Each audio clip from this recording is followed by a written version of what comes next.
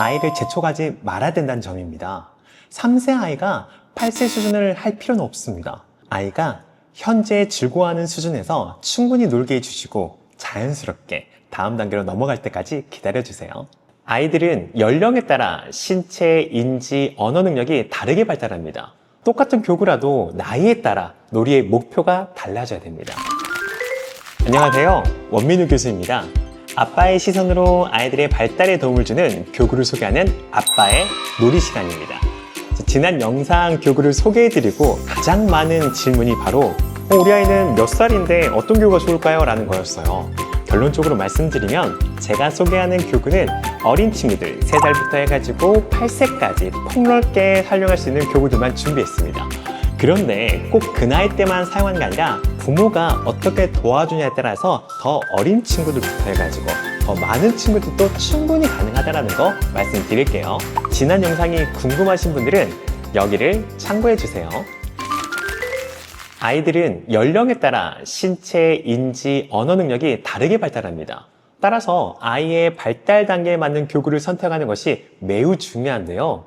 똑같은 교구라도 나이에 따라 놀이의 목표가 달라져야 됩니다. 자, 지금부터 연령별 맞춤 교구와 놀이법을 소개해 드리겠습니다. 3세부터 8세 아이 부모라면 특히 집중해 주시면 감사하겠습니다. 자, 첫 번째로 소개해 드릴 교구는 바로 이 구조물 조립 장난감입니다.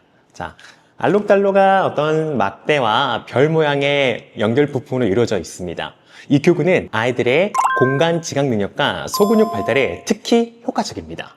자, 어린아이들은 처음에는 막대와 부품을 이렇게 끼워보는 단순한 놀이만으로도 즐거워합니다. 부모님께서는 이 막대는 길쭉하네, 이건 별 모양이야 하고 말해주시면 언어 발달에 도움이 되겠죠. 조금 더 큰 아이들과는 함께 설명서에 나온 도면을 보면서 입체적인 구조물을 만들어 볼 수 있습니다. 예를 들어 큐브나 동물 모양을 만들면서 도형에 대한 이해도를 높여주고 어떤 막대가 어디에 들어가야 하는지 고민하는 과정에서 문제 해결력을 키울 수가 있어요. 이 장난감의 가장 큰 장점은 정해진 답이 없다는 겁니다. 아이가 상상하는 대로 자유롭게 만들게 해주시면서 창의력을 마음껏 펼칠 수 있도록 도와주세요. 자, 이때 활용 팁이 있습니다. 아이가 조립에 어려움을 느낄 때는 정답을 바로 알려주기보다는 이 막대는 어디에 연결하면 좋을까처럼 질문을 던져주세요. 그리고 아이가 막대를 끼울 때 색깔을 활용해서 파란색 막대랑 노란색 막대를 연결해 볼까? 라고 말해주시면 색깔 인지 능력도 함께 키울 수 있습니다. 자, 다음은 14가지에 담긴 스마트 전자보드입니다. 자, 얼뜻 보면은 단순한 점들로만 보이지만 이 작은 점들이 14가지가 되는 다양한 게임을 즐길 수 있게 해줍니다. 오목이라든지 사목이라든지 기억력 게임, 두더지 게임 같은 정말 종류가 다양합니다. 이 교구는 아이의 집중력과 논리적 사고를 키워주는데 아주 좋습니다. 불이 들어오는 위치를 기억하고 다음 수를 예측하는 과정에서 아이는 자연스럽게 인지 능력을 발달시킵니다. 특히 AI와 대결하는 모드가 있어서 부모님이 바쁘실 때도 아이가 혼자서 즐겁게 시간을 보낼 수가 있어요. 또한 이 보드는 4세 이상 아이들에게 사용하기 좋다고 되어 있지만 게임에 따라 난이도를 조절할 수가 있어서 온 가족이 함께 즐기기도 좋습니다. 함께 게임을 하며 아이와 소통하고 승패를 떠나 서로 격려하는 경험을 통해 사회성 발달에도 긍정적인 영향을 줄 수가 있습니다. 자, 활용 팁을 말씀드릴게요. 게임에서 아이가 졌을 때 괜찮아, 다음에 이길 수 있어 라고 격려해 주세요. 중요한 건 부모가 먼저 3번은 져주는 게 중요해요. 3번을 져줄 때 졌네, 아쉽다, 하지만 이렇게 하면 이길 수 있을 것 같아, 다시 한번 해보자.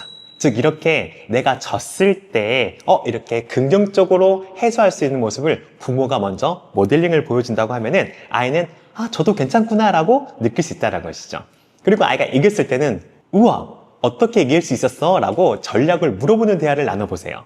단순한 놀이처럼 보이지만 아이의 언어적 표현과 사고력을 함께 키울 수가 있습니다. 자, 3번째는 이 미로 공 굴리기 장난감입니다. 복잡해 보이는 미로를 이런 조이스틱, 버튼, 노브를 조정해서 공을 굴려 목적지까지 보내는 게임인데요. 이 교구는 아이의 손과 눈의 협응력과 문제 해결력을 동시에 향상시켜줍니다. 처음에는 조작이 어려울 수 있지만 반복적으로 시도하면서 공의 움직임을 예측을 하고 조작에 익숙해지는 과정에서 집중력과 끈기가 길러집니다. 특히 여러 단계로 구성이 된 미로 같은 경우를 하나씩 클리어하면서 아이는 성취감을 느끼게 됩니다. 부모님께서는 아이가 좌절하지 않도록 옆에서 응원해 주시고 함께 길을 찾아주는 역할을 해주시면 좋습니다. 그렇지. 여기서는 조이스틱을 오른쪽으로 살짝 기울여 볼까?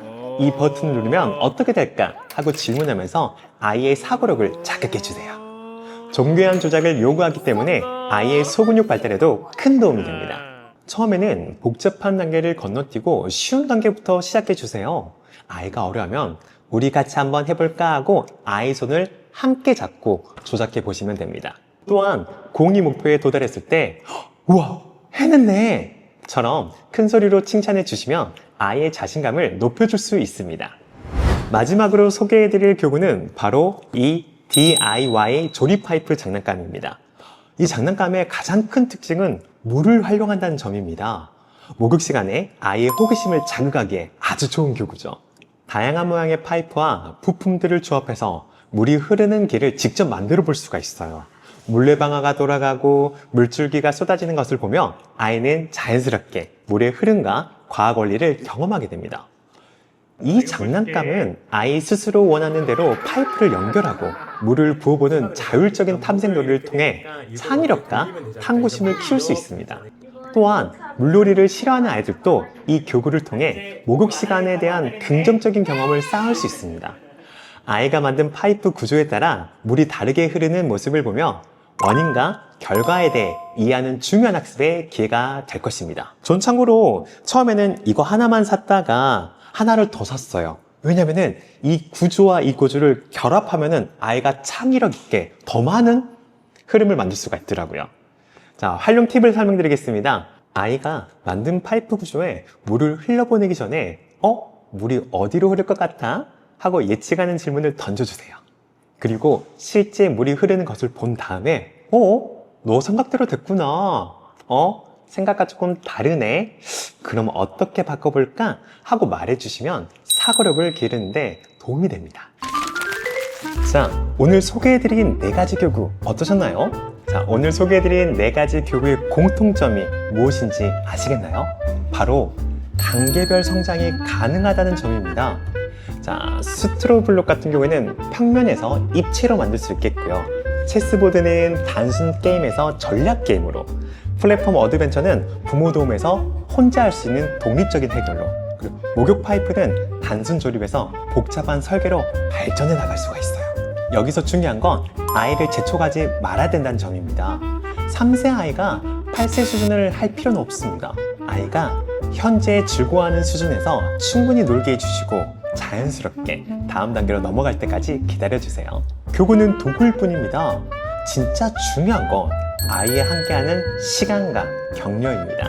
부모님들께서 직접 교구를 통해 아이들과 시간을 가져보고 아이와 함께 놀이를 할 때 고민을 댓글로 남겨주시면 더 좋은 영상으로 만들어 오겠습니다. 원민우 교수였습니다.